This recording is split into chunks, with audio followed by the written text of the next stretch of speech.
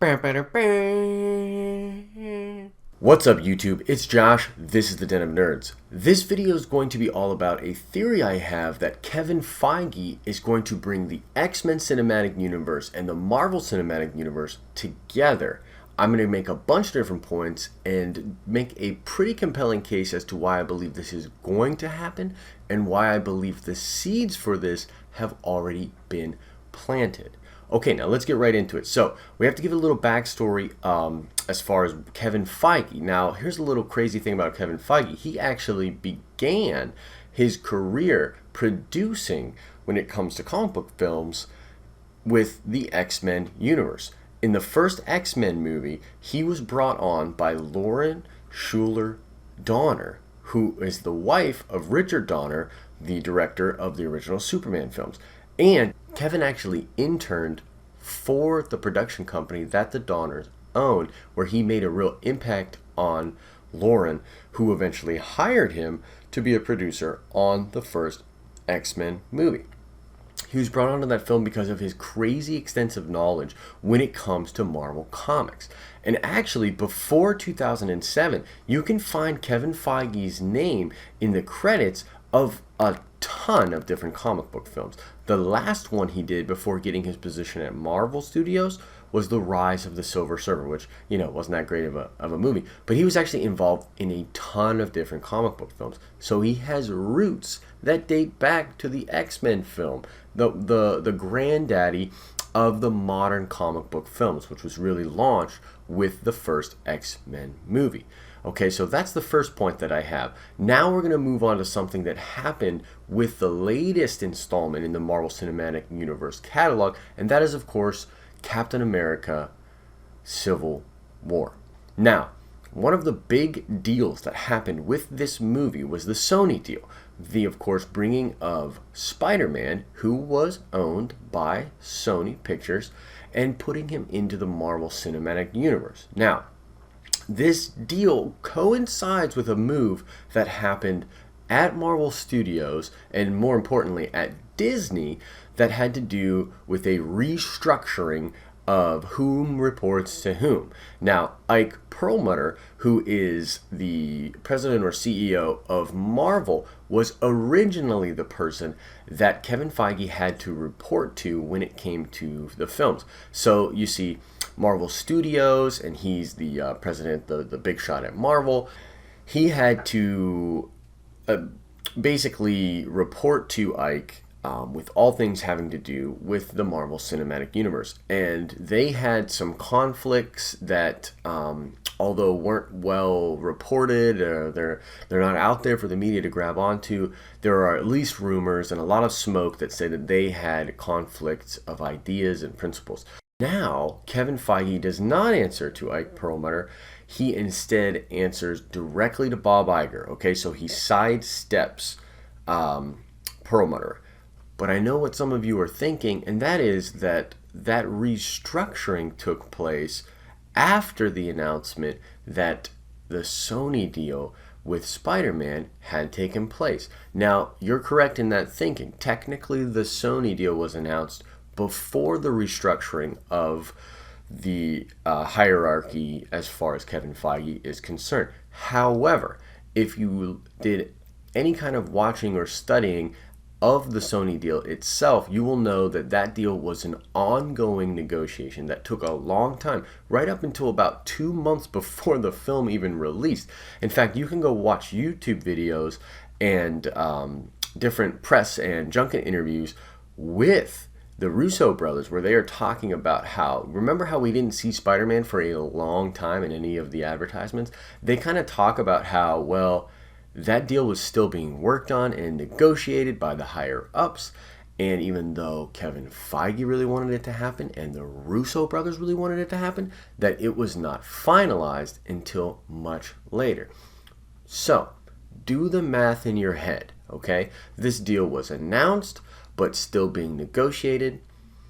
Ike Perlmutter gets out of the way. Kevin Feige gets to deal directly with Bob Iger, and the deal then gets put together to what I consider to be amazing results. I mean, that movie was amazing. I think they perfectly nailed the tone of what Spider-Man should be. I'm very much looking forward to Spider-Man Homecoming, so I think that that deal was a success. So that's another little point that kind of points to this possibility of the X-Men and Marvel Universe coming together. Now I want to bring your attention to another thing that got announced under the new regime at Marvel Studios. This has to do with the Inhumans movie coming off the slate for the Marvel Cinematic Universe. And you might be thinking, well, why does that matter? How does that indicate that the X-Men might be coming to the MCU? Let me explain.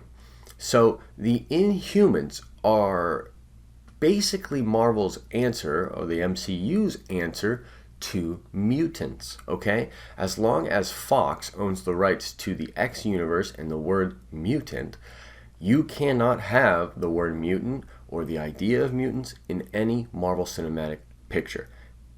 The case in point is at the end of, I'm honestly blanking on which movie it is, but the first time that we introduced the twins, the word miracle is used instead of mutants. Strucker says this is the age of miracles, which I believe is actually from a Sinatra song, which is kind of funny.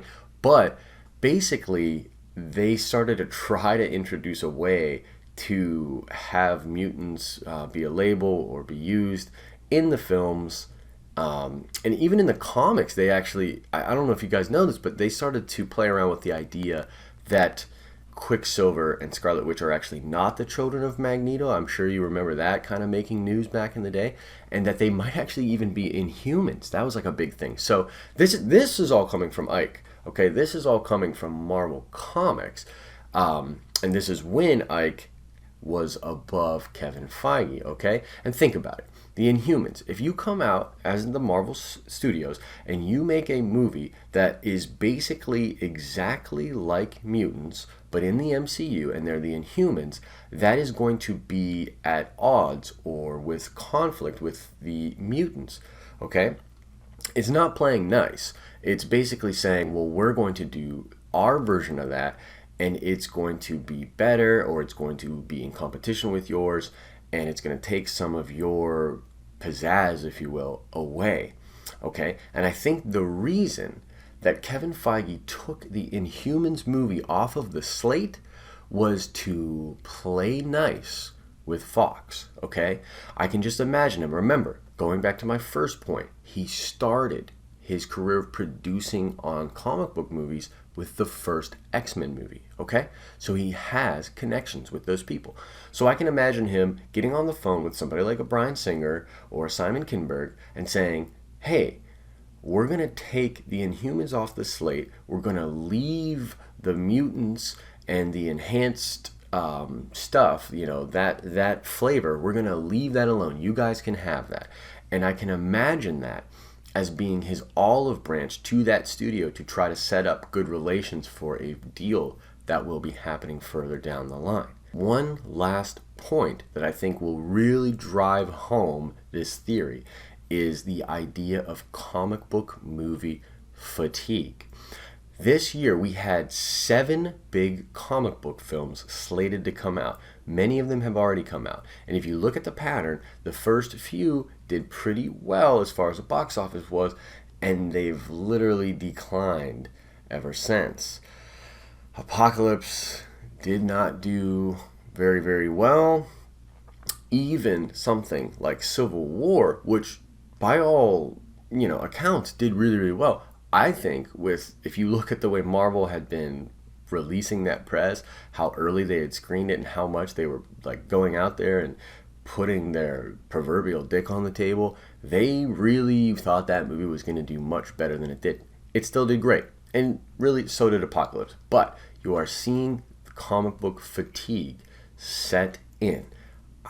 Some people don't agree with me on this point. I know there's a lot of people out there that don't agree with me. These movies are still huge. It's a genre. It's here to stay. I'm telling you, as a guy who loves comic books, I live and breathe comic books. I make comic books. It's like my career. There's comic book fatigue. I didn't even see some of these movies opening weekend because there's just literally so much of it out there. They've oversaturated the market. Well, what would be a great way to reinvigorate everybody's love for these kind of movies? Is to you announce Avengers versus X-Men, okay? Which was a really, really great title from a couple years back. It was really great sales for the comic books. It was awesome. The Phoenix Force comes back. Tony Stark makes this huge mechanized version of the Iron Man suit that blasts the Phoenix Force into 5 different pieces. It gets put into these different mutants. I thought it was a really awesome story. So you could announce in a couple years Avengers versus X-Men. The studios who had been at odds with each other are going to battle it out, even though what that would really mean is that they'd actually come together. But, you know, symbolically, you could still have that fight play out on the silver screen, and I think it would be amazing. I would have a nerd boner like you wouldn't believe. It would get me jacked. I'm talking hype. The hype would be real.